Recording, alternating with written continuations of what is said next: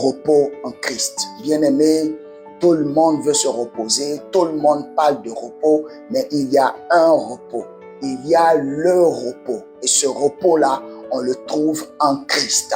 Et comment obtenir ce repos-là? De quel type de repos il s'agit? Pourquoi certains passent à côté de ce repos? Nous allons essayer par la grâce de Dieu de répondre en ces quelques minutes-là à ce type de questions-là. Vous savez, le monde dans lequel on est lessivant. Je vous assure, vous n'avez pas idée. La vie est épuisante.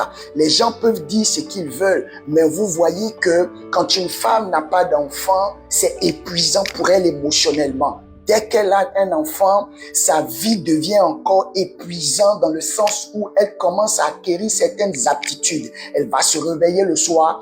Toute sa vie va tourner autour de l'enfant. L'enfant se réveille à 2 heures, elle est obligée de se réveiller à 2 heures. Elle ne dort plus comme elle souhaite, elle va dormir au même rythme que l'enfant. L'enfant dort à minuit, elle dort à minuit. L'enfant se réveille à 3 heures, elle est obligée de se réveiller à 3 heures. Et toute sa vie tourne autour de cet enfant-là. Et vous voyez qu'elle est épuisée, elle est obligée même de mettre de côté ses rêves pour mettre un enfant. Éduquer un enfant, je vous assure, ça demande de la force et de la persévérance.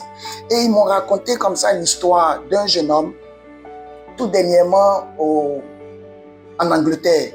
Un jeune homme, il a une sœur, il a sa mère, il a son père. Ils étaient tous dans la même maison, mais le jeune homme a une vingtaine d'années. Et l'enfant s'adonnait à des pratiques pas conventionnel. Il se droguait. Et vous voyez, quand quelqu'un se drogue, il a des attitudes qui ne sont pas des attitudes classiques. Il ne se comporte pas bien. Il est un souci pour les parents. Et la femme, elle prie. Elle priait. Je la mets au passé parce que vous allez comprendre dans la suite de l'histoire. Et ce n'est pas une histoire dans un livre, c'est une histoire réelle, vécue, racontée par des gens qui ont vu de leurs yeux. La femme, elle va à l'église, elle sert à l'église, vraiment, et je suis certain que l'un de ses sujets prépondérants, c'était « Seigneur, souviens-toi de mon fils ». Son fils, après toute l'éducation qu'elle lui a donnée, le temps qu'elle a sacrifié, l'enfant a décidé de prendre une autre voie. L'enfant se droguait, tout ce qu'il gagnait dans la drogue, il ne partait pas à l'école, c'était compliqué. Un jour, sa mère, dans toute la fatigue, épuisée que c'est pour elle comme une écharde dans sa chair, a décidé de poser une action. Était-elle la bonne action? La suite nous le dira. La mère a décidé de prendre les sachets de cocaïne que l'enfant avait, de les verser dans les toilettes et de tirer. Alors, l'enfant a entendu le bruit des toilettes là. Il vient et il constate que sa mère a jeté toute sa ration de cocaïne dans les toilettes. Le jeune homme a été furieux. Il a poignardé sa mère. Il a poignardé son père. Il a piqué à plusieurs coups sa sœur parce qu'il était enragé. Sa mère est morte sur place. Sa sœur est morte sur place. Son père a agonisé jusqu'à ce qu'il meure à l'hôpital. Donc, rien qu'en 30 minutes, le jeune homme venait de faire une razzia de toute sa famille pour une dose de cocaïne qui a été mise dans les toilettes. Parce que la mère, c'est normal, toutes les mamans vont réagir comme ça. Je suis fatigué que mon enfant prenne la cocaïne, donc qu'est-ce que je fais? Je vais jeter, c'est parce qu'il a ça qui se comporte comme ça. Mais c'était sa fin. Elle est partie. Elle est partie. C'est une histoire, je vous assure, ça donne la chair. C'est terrible. Donc, regardez ça. Quand vous regardez ça, vous vous demandez, mais attends, on ne se posera pas la question de savoir où est Dieu. Non, il est là. C'est terrible. C'est terrible. Et ils ont dit, pour terminer, que le jeune était atteint de démence. Voilà comment on a classé l'affaire. Il est atteint de problèmes psychologiques. Voilà. Voilà comment la société règle nos problèmes. Voilà comment ceux sur qui on prétend compter règlent nos problèmes. Vous voyez ces gens de cas-là, l'affaire est classée comme ça. La mère ne reviendra pas, le père ne reviendra pas. L'avenir de sa petite sœur a été sacrifié, terminé, c'est arrêté là, juste parce que quelqu'un a décidé de prendre une mauvaise voie après toute l'éducation qu'il a reçue de ses parents, de prendre une autre voie. Pour vous dire qu'il n'y a personne qui est à l'abri. Personne. Tu peux éduquer tes enfants avec toute la fermeté dont tu as été l'objet par tes propres parents et ton enfant va décider de dévier. C'est la raison pour laquelle, bien aimé, on ne cherche pas n'importe quel repos. On n'est pas en train de courir après n'importe quel repos. Les voyages, ce n'est pas un repos. Il y a un seul repos et le seul qui est en Christ. C'est le seul. C'est la raison pour laquelle quand quelqu'un n'a pas Christ dans sa vie, je vous dis la vérité, il va passer son temps à tâtonner. Il va faire des choses approximatives. Mais sa vie ne sera pas équilibrée et ne sera pas au diapason de ce pour lequel il est venu sur la terre. C'est la raison pour laquelle, bien aimé, ce que nous devons rechercher par-dessus tout, c'est le repos en Christ. Et je vous assure, ceux qui ont voulu négocier avec ça, leur vie est allée en éclat. Ceux qui ont voulu négocier avec ça ont vu leur vie éparpillée, ont vu leurs enfants prendre des routes qui n'étaient pas les bonnes. Mes amis, je vous assure, si tu ne recommandes pas tes enfants au Seigneur, malgré toute l'éducation, tu prends ton temps, tu les envoies à l'école, ils peuvent prendre une mauvaise décision. Ils peuvent être avec une mauvaise compagnie qui va finir par corrompre les mœurs que vous leur avez transmises. C'est la raison pour laquelle il faut que tu puisses être à la recherche du repos, pas d'un repos. Il y a des gens qui ont décidé d'utiliser la cigarette comme un repos. D'autres ont décidé de prendre la boisson, des boissons enivrantes, et de les utiliser comme un repos. Mais ça, c'est un repos éphémère. D'autres ont utilisé des amis, d'autres ont utilisé des femmes, d'autres ont utilisé leurs études, mais ce sont des repos éphémères. Le vrai repos est en Christ. Regardez cette histoire. Cette famille s'est éteinte comme ça. Et ce jeune homme-là va porter le poids de la culpabilité jusqu'à la fin de ses jours. Il faut Christ pour le sauver. Nous ne sommes pas à l'abri. Et voilà le monde dans lequel on marche. La Bible dit ceci. Dans 2 Timothée, le chapitre 3, le verset 3, à partir du verset 1, écoutez. 2 Timothée, le chapitre 3, à partir du verset 1. La Bible dit, « Sache que dans les derniers jours, il y aura des temps difficiles. » C'est écrit, hein, c'est dans la Bible. « Il y aura des temps difficiles. Car les hommes seront égoïstes. » Ça veut dire qu'aujourd'hui, si tu vois un homme qui est tout le temps en train de chercher des choses qui lui sont favorables à lui et qui est en train de chercher ses intérêts, il n'est pas en train de faire quelque chose d'exceptionnel. Ça a été prédit. La Bible dit que les hommes seront égoïstes, amis de l'argent. Il y a des gens qui ne jurent que par l'argent. Il veut te rendre un service, qu'est-ce qu'il gagne en retour? Qu'est-ce que cela peut lui donner en titre de l'argent? Il préfère chercher l'argent que s'occuper des personnes. Il préfère faire du bien en ayant en retour l'argent que de faire du bien gratuitement. Voilà le monde dans lequel on est. Des gens seront fanfarons. La Bible dit qu'ils seront hautains. Puis, blasphémateurs. La Bible dit rebelles à leurs parents. Vous voyez? Ça, ce sont les derniers temps difficiles. Les gens vont être rebelles à leurs parents. Ils vont être ingrats. Tu as fait du bien à quelqu'un et puis il ne te décroche plus, il ne te reconnaît plus, il ne te dit même pas merci. C'est ça, le monde dans lequel on est. Ingratitude. Irréligieux. Des gens, même quand tu vas leur parler même un peu même de Dieu, ils vont te dire non, laisse tomber cette histoire-là. Ils seront irréligieux. La Bible dit qu'ils seront insensibles. C'est-à-dire que vous allez voir des gens qui vont faire du mal sans regret. Sans regret.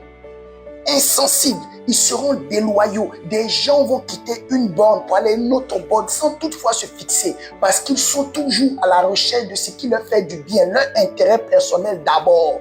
Voilà le monde dans lequel on est. La Bible dit qu'ils seront des calomniateurs, intempérants, ils seront cruels. C'est écrit cruels. Ennemis des gens de bien. Ça veut dire que si toi tu es une personne de bien, sois sûr. Il y aura des gens qui vont tourner autour de toi, qui vont tout faire pour te combattre parce que tu es quelqu'un de bien. Ça, ce sont les derniers temps.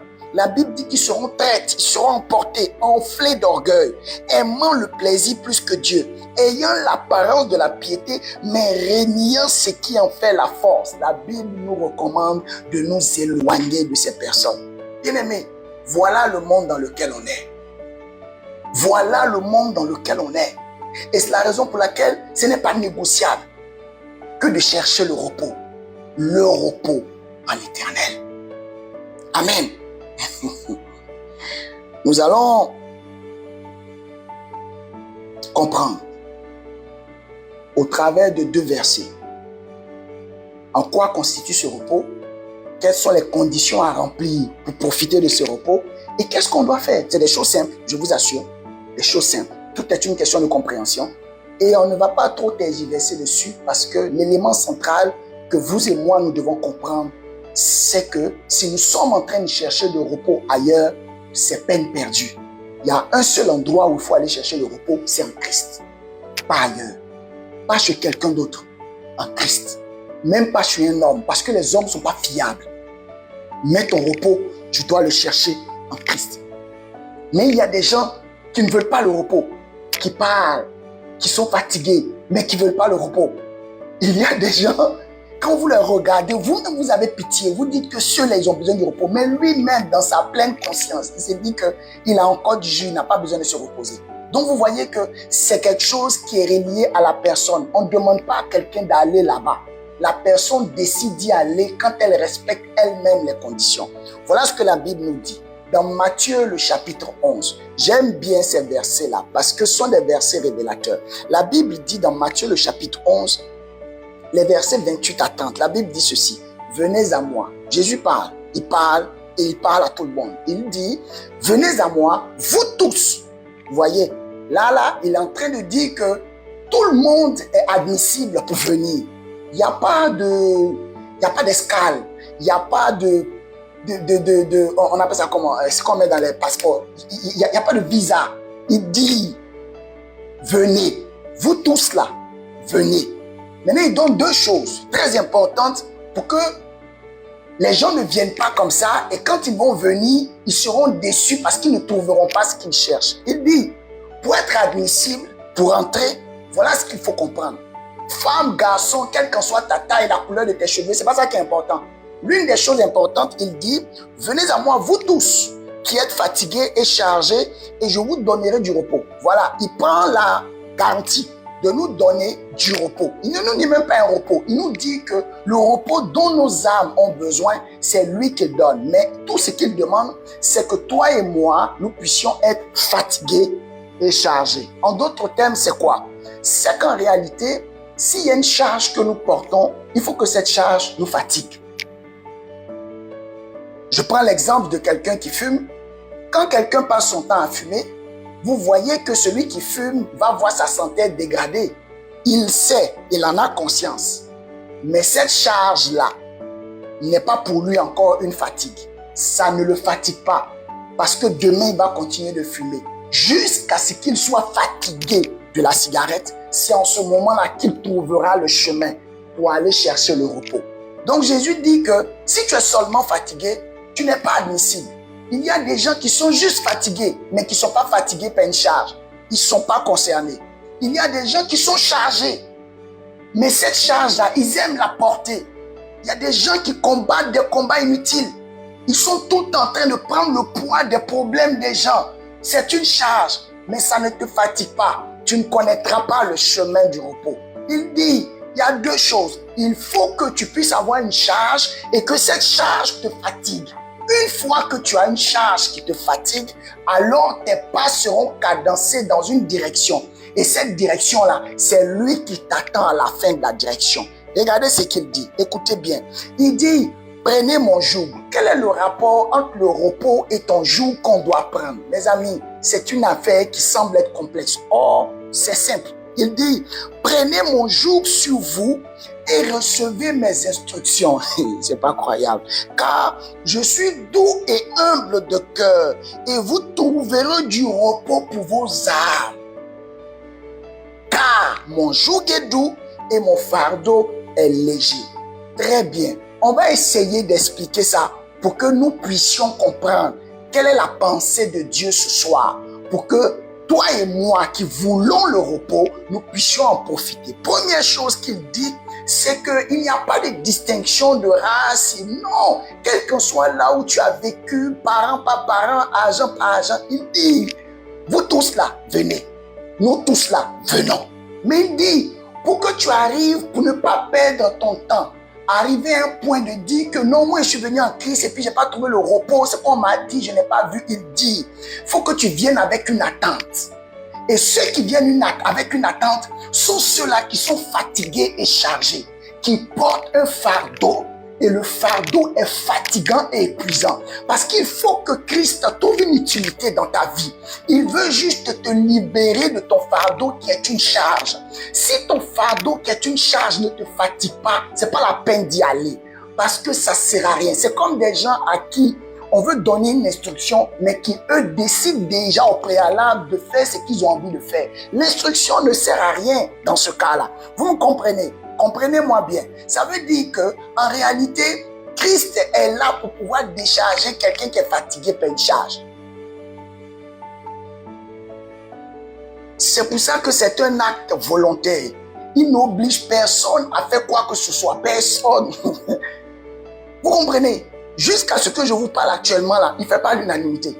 Il y a des gens qui ne veulent pas entendre parler de lui. Il y a des gens qui n'y croient pas. Il y a des gens qui ont cru, qui ont décidé de ne plus croire. Vous comprenez? Donc ça part dans tous les sens. L'idée, c'est que toi et moi, on sait une chose. Le repos se trouve chez lui. Et pour arriver chez lui, il faut qu'on porte une charge. Et une charge qui nous fatigue. Il y a aujourd'hui des gens qui ont un comportement désagréable. Pour ce comportement, ils ne peuvent pas vivre en société. Et plusieurs grâces comme ça, ils ont raté plusieurs opportunités parce qu'ils ont un mauvais caractère. Ils savent. Il y a des gens, quand ils piquent leur crise de colère, plus rien n'existe. Ils sont capables de tout casser, de tout mélanger, de dire des paroles vraiment désagréables. Et 4 minutes après, ils reviennent en eux-mêmes et ils s'excusent. Ils savent que la colère est pour eux un problème. Mais ils continuent parce que la colère, bien que ça soit une charge, ça ne les fatigue pas. Sinon, ils auront trouvé le chemin. Donc vous comprenez qu'aujourd'hui, n'importe qui peut se plaindre de dire que moi je ne comprends pas, je suis fatigué et puis je ne vois pas les trucs. Non, c'est pas comme ça. Et c'est la raison pour laquelle, même quand tu vas arriver, même dans une église, dans une communauté, si tu as raté le coach et que tu ne sais pas ce pour lequel tu es allé, tu finiras par être déçu, par regarder le modèle humain, à te conformer au modèle humain et à finir par être déçu parce que tu t'appuies sur ce que les humains ont bâti. C'est pas ce qu'on dit. Il dit, viens, tu as une charge qui te fatigue, viens. Maintenant, quand tu viens là, il y a une chose maintenant qui va te faire. Deuxième chose, la première chose, on est d'accord dessus, il faut que tu puisses avoir une charge qui te fatigue. En ce moment-là, il te mettra sur le chemin pour que tu puisses avoir le repos. Parce que n'oubliez pas que ce dont on parle, ce n'est pas un repos qui est éphémère, c'est le repos. Et le repos est un plat qui est servi par Christ lui-même. Et c'est un plat complet. Un plat dans lequel il y a l'entrée, il y a le plat de résistance, il y a le dessert, il y a même un jus qui accompagne. Et c'est un repas qui est servi tous les matins. La Bible dit que les bontés de l'Éternel se renouvellent chaque matin dans nos vies. Quand tu expérimentes le repos de Dieu, je vous assure, quand tu expérimentes le repos en Christ, même les choses qui sont difficiles vont commencer à être faciles. Quand tu expérimentes le repos de Dieu, tu vas voir qu'il y a des portes qui vont s'ouvrir sans même que tu ne fournisses des efforts. Pourquoi? Parce que tu as déjà fait allégeance à celui qui donne le repos. Mes amis, quand tu expérimentes le repos de Dieu, ton cœur n'est plus dans la crainte. Parce que techniquement, celui qui donne le repos est ton Père, il marche avec toi. Quand tu expérimentes le repos, ton cœur ne vacille ni à gauche ni à droite parce que tu sais en qui tu as cru. Bien-aimé, quand tu expérimentes le repos, même quand tu arrives dans une porte qui est sans issue, il est capable de créer une issue dans un chemin sans issue. Voilà le Dieu dans lequel on est. Voilà ce Dieu-là qu'on suit. Voilà pourquoi on le suit, parce qu'il est capable de transformer la possibilité en impossibilité et impossibilité en possibilité. Quand vous avez quelqu'un comme ça, vous n'avez plus à craindre parce que vous savez que toute situation sera favorable pour que son nom soit glorifié. Quand vous expérimentez le repos, vous mangez à votre faim. Quand vous expérimentez le repos, quand le monde est agité comme les vagues d'un océan, le fond de l'océan est toujours calme. Voilà comment votre âme est dans la paix. Votre âme navigue dans la paix. Vous êtes un être paisible jusqu'à transmettre la paix. C'est-à-dire quand les gens sont près de vous, parce que vous avez expérimenté le repos, vous commencez à dégager des ondes de paix. Les gens ont juste besoin de se connecter à vous et ils expérimentent la paix. Voilà ce que c'est quand tu as le repos. Le repos de Dieu, je vous assure. Et aujourd'hui, dans ce monde dans lequel on est aussi perturbé et agité, il y a des gens qui en ont besoin, mais qui ne veulent pas payer le prix. Alors, voilà ce qu'il dit. Première condition, charger, et la charge te fatigue.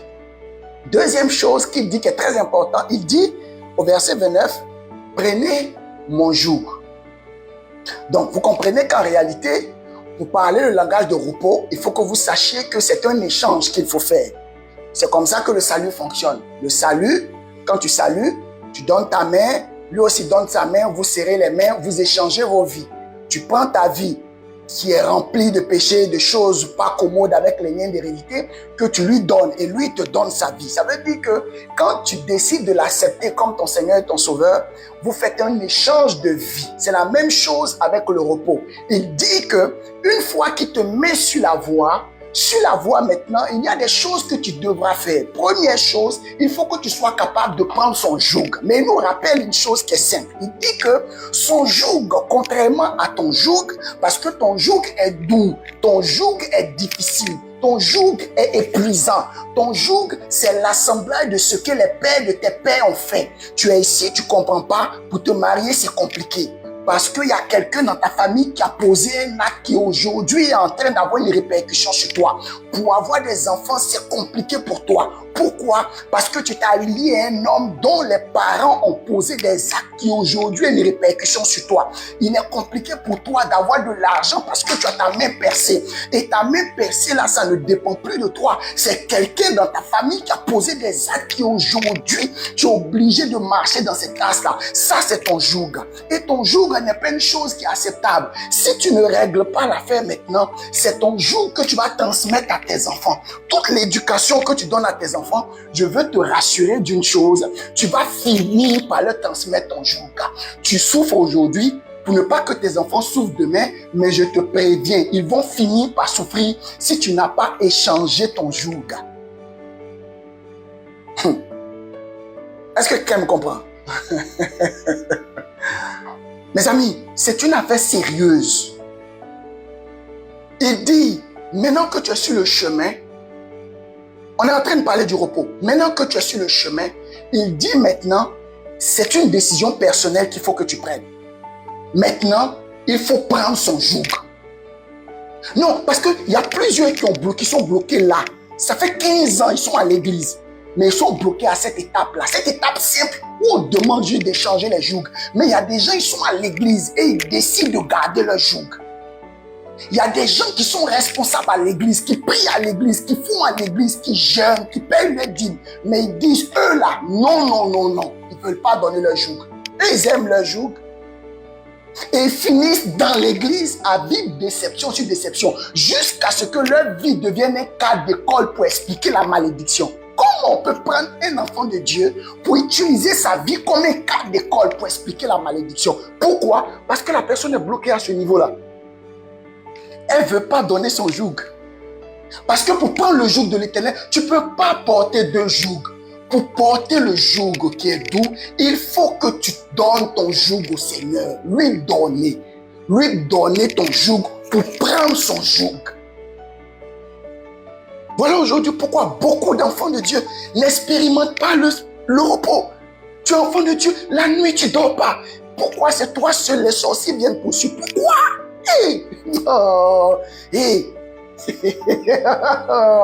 Pourquoi? Pourquoi? Tu dors, ton âme est agitée. Tu te réveilles en plein dans la nuit parce que tu as peur de la mort. Mais mes amis, si Christ doit mourir pour que toi tu aies peur de la mort, à quoi a servi son sacrifice? Quoi? C'est la rentrée, ton cœur bat. Tu vas faire comment? Chaque mois, c'est le même cycle. Pour payer ton loyer, tu es chaque fois en train de raccommoder. Attends, tu crois en Dieu ou bien tu ne crois pas? Mais si tu es en train de vivre de telles batailles, c'est parce que tu n'as pas encore pris son joug. Mes amis, c'est la Bible, hein, ce n'est pas moi qui suis en train de mentir. C'est écrit, il dit, prenez mon joug. Il dit, il faut prendre. Ça, c'est la deuxième condition. Donc, je reprends. Ce dont on parle du repos en Christ qui est un repas complet. Un repas qui tient compte de ton versus sanguin, qui tient compte de l'alimentation qu'il te faut. Ça veut dire que si dans ton corps, il y a un manque de fer, le repas qu'il va te donner là sera riche en fer. Si ton corps manque de magnésium, il va te donner un plat où il y a l'équilibre en termes de magnésium, calcium, vitamines. C'est un plat complet. Il sait exactement. C'est-à-dire que comme un bon diététicien, il va te donner les repas qu'il faut.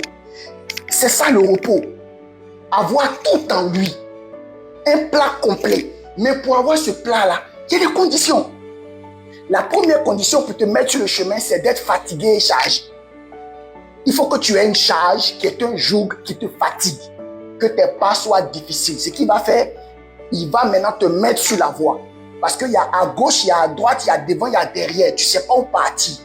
Une fois que tu dis en toi-même que cette charge-là te fatigue, tu passes ton temps à mentir. Tu sais que le mensonge n'est pas bon. C'est pour toi une charge, mais ça ne te fatigue pas encore. Mais le jour où le mensonge va te fatiguer, réécoute mon message. Quand le mensonge qui est une charge va devenir pour toi, c'est-à-dire que va commencer à te fatiguer, là maintenant le Seigneur te dira va à gauche ou va à droite. Maintenant quand il te dira va à gauche, il t'a juste montré la voie.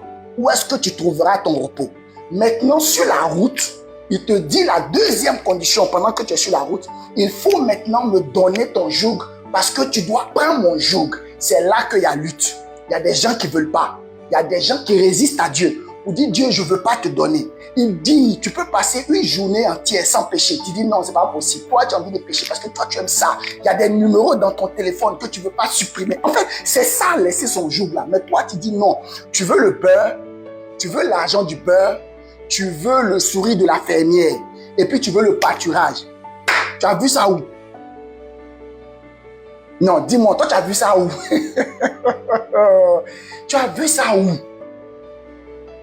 Lui, tout ce qu'il te dit là, c'est qu'il faut que tu sois capable de renoncer. Parce qu'en réalité, quand il dit de prendre son joug là, c'est de renoncer à ton joug.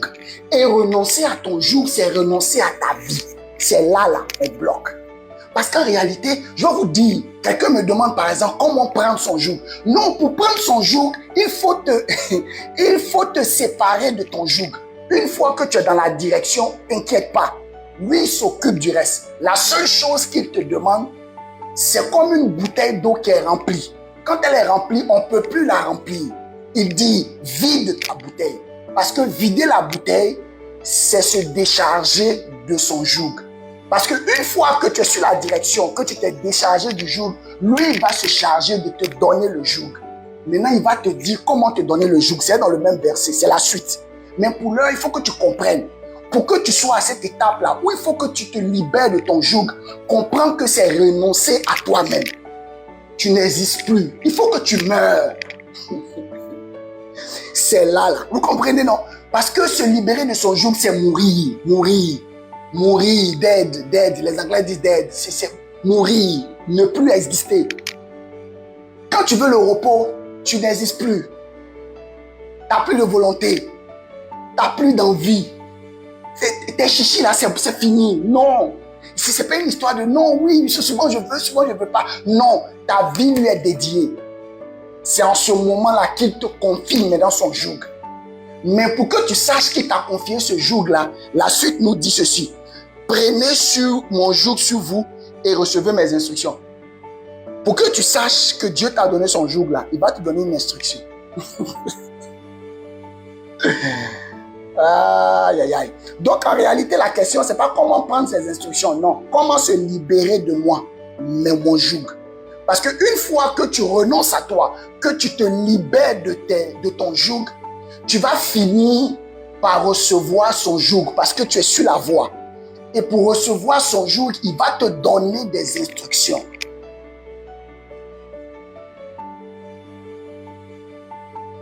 Donc, si tu as cette étape numéro 2 où tu es en train de lutter depuis parce que tu n'as pas envie de mourir. Parce que mourir, c'est on t'oublie. Mourir, toi, tu n'existes plus. Tes histoires, tu fais... Et puis on ne comprend pas, il n'y a pas que là. Un mort ne réagit pas comme ça. Un mort n'a pas d'émotion. J'ai dit, cette affaire-là, c'est une affaire sérieuse. Vous comprenez pourquoi on n'expérimente pas le repos, non? Depuis, on est là, et puis nos âmes sont agitées. Parce qu'en réalité, on lui a dit qu'on est fatigué, chargé, non? Mais on bloque à ce niveau-là où il faut faire les échanges de joug. Toi, depuis, ça fait 15 ans, tu as encore ton même joug. Parce que tu ne veux pas mourir. Tu ne veux pas mourir. Tu ne veux pas mourir. Tu viens à l'église, ils n'ont qu'à te dire ce que tu as envie d'entendre. Tu viens à l'église, il ne faut pas que quelqu'un te parle d'une manière. Toi, tu commences et puis on ne te parle pas. Mais toi, tu décides non. Si quelqu'un t'a parlé comme ça, tu fais 2 mois, tu ne viens pas à l'église. 2 mois. Parce que non, ils t'ont dit d'une certaine manière. Parce que toi, non, toi, tu es responsable, toi, on ne te parle pas d'une manière. Parce que toi, non, le pasteur ne doit pas te parler comme ça. Hey, hey. Mes amis, quand tu as un comportement comme ça, que tu n'es pas encore mort. Tu n'es pas mort. Quand tu vas mourir, c'est à ta mort qu'il va y avoir échange de joug. Et tu sauras que tu as reçu un joug quand tu vas recevoir des instructions. Depuis là, est-ce que Dieu t'a donné des instructions? Vous savez, Dieu ne marche pas avec quelqu'un comme ça. Dieu lui donne toujours des instructions. Il lui donne toujours. Demandez à Abraham. Dieu donne toujours des instructions. Quand Dieu veut te donner la direction, il te donne une instruction. Depuis là, tu tournes depuis, tu ne sais pas quoi faire. Tu dois choisir, tu ne sais pas quoi choisir. Tu es devant un cas où tu as 2 gens que tu aimes. Tu ne sais pas lequel des gens il faut choisir. J'ai dit, tu vas trouver la direction quand tu recevras une instruction. Depuis, tu n'as pas d'instruction parce que tu es encore vivant. Dieu parle aux morts. Et ça te choque, non? C'est la vérité qu'elle a. Dieu parle aux morts. Les gens qui sont vivants d'eux là, ils sont remplis d'eux là, ils ne parlent plus. Parce que tu as lutté avec lui. Pourquoi Dieu va se fatiguer pour un truc? Toi, tu as lutté avec. Donc, depuis, les gens sont bloqués aux 2. Hein. Parce qu'il faut que tu passes au 3. Parce qu'il y a un 4e qui arrive. Et il faut qu'on termine. Mais je vais basculer sur le 4e. Vous savez, et donc il y a des gens qui finissent avec cette étape-là. C'est bien. Ils sont morts, ou du moins, ils ont donné l'impression, parce que il y a... Est-ce qu'il faut que je vous dise ça? Oui, je vous dis. Regardez, il y a un ange qui est là, non? Et qui reçoit ce qu'on appelle les certificats de décès. Vous avez déjà regardé les films où il y a des gens qui ont assisté à leur propre funérailles. Vous avez déjà regardé c'est rien de film là. Où le monsieur a décidé lui-même de fabriquer sa mort. Ils ont vu un genre de corps qui n'est pas son corps. Et puis lui-même, il est quelque part là-bas. Ça, c'est dans les films, on voit ça. Il est quelque part là-bas. Et puis lui-même, il assiste à son funérail. Qui est venu à son funérail? Comment ça s'est passé? Tout et tout. Et puis vous voyez souvent les militaires là. On fait comme ça. Où le monsieur, c'est fini. Sa famille dit qu'il est mort et on va le prendre maintenant pour opérer puisqu'il n'a plus d'identité. Il va opérer maintenant dans des trucs. Vous voyez souvent les films de guerre. On le prend comme ça. Bref. Donc il y a des gens là qui sont passés entre les mailles à l'étape 2. Mais je vous assure, ça va vous rattraper. Ils ont déclaré qu'ils sont morts. Ils ont donné à l'ange un certificat de décès. Ils ont simulé leur mort.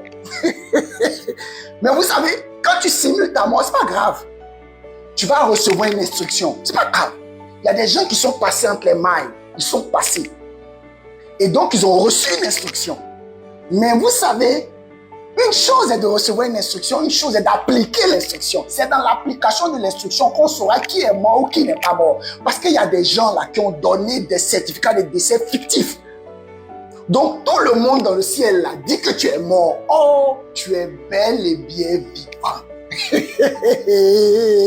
Masabrakata. J'ai dit, ne joue pas avec les choses de Dieu. On dit de mourir. Pourquoi tu simules une mort? Pourquoi? attends, tu veux le repos ou bien tu ne veux pas le repos? Et donc, ça c'est l'étape 2. L'étape 3, c'est là que tu reçois l'instruction. Maintenant, cette instruction-là, dans l'exécution de l'instruction, elle va aboutir sous un arbre. L'arbre là est dans le Psaume 91, le verset 1. Écoutez ce que la Bible dit. Ça, c'est l'étape 4. Suivons juste les 4 étapes. Vous allez voir ce qui va arriver. Psaume 91, il y a des gens même qui peuvent citer ça par cœur. La Bible dit, celui qui a fini toutes les étapes, celui qui demeure sous l'abri du Très-Haut. Celui qui demeure sous l'abri du Très-Haut. Je reprends. Celui qui demeure sous l'abri du Très-Haut. Vous savez, j'aime la Bible parce que chaque mot compte, chaque ponctuation a un sens. On dit, si vous avez fini test 1, test 2, test 3, test 2, tu es passé entre les mailles, test 3, tu as reçu l'instruction, la dernière étape là, c'est la clé. C'est avec la dernière étape, on saura et on va faire un test pour valider ton certificat de décès, pour savoir si tu es mort ou pas. On dit, celui qui demeure sous l'abri du Très-Haut. Vous savez ce qui va se passer? On dit que celui-là, il va se reposer à l'ombre du Tout-Puissant. Ça veut dire quoi? Je veux juste vous donner une explication simple pour qu'on puisse atterrir et clôturer. La dernière étape là, c'est elle qui va valider l'étape 2. Parce que recevoir une instruction, vous savez, Dieu est bon. Il peut donner une instruction comme ça. Parce qu'il a vu un certificat de décès. Il y a des choses là, Dieu connaît, il sait. Parce qu'il ne sait pas, il sait. Mais il dit, allons, c'est pas grave, on va voir ce que ça produit. Peut-être sur la route, il a dit aux anges, celle-là, elle va changer. C'est mon bébé, c'est ma fille, elle va changer. Elle a simulé sa mort, c'est pas grave. Avançons. Donnez-lui l'instruction. On va voir sous l'arbre, qu'est-ce qui va se passer. Donc, en réalité, on est censé te retrouver sous l'arbre. La Bible dit, celui qui demeure sous l'abri du Très-Haut.